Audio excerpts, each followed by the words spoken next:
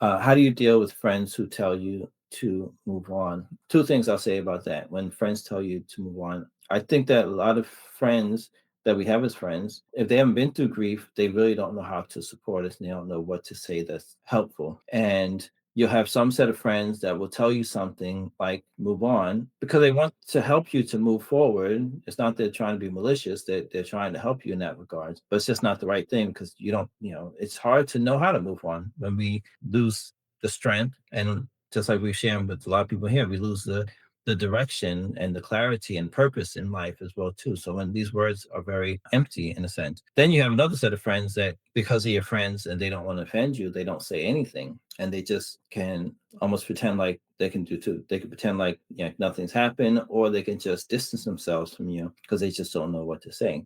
But you talk about friends and say to move on, it's in time to move on. The part that I would say is important for that you can do, because obviously I'm talking to you, I'm not really talking to your friends, I'm talking to you, is to communicate with your friends, be verbal, be honest with your friends, and tell them what you actually need. And if what they're saying isn't helpful, because again, most people, unless they've been through grief or really been through grief, like recently, and or been in programs like this, they don't know what to say to someone that is grieving.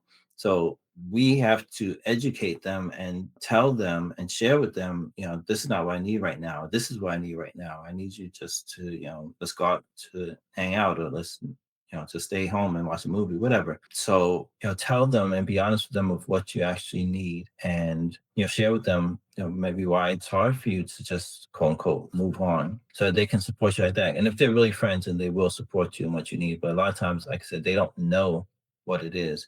And if we just go through the assumption and expectation, thinking that they should know, that's not the case. So we have to be verbal and tell them what it is that we need. Okay. So it's a little bit of a responsibility on us as well, too, because people just don't know.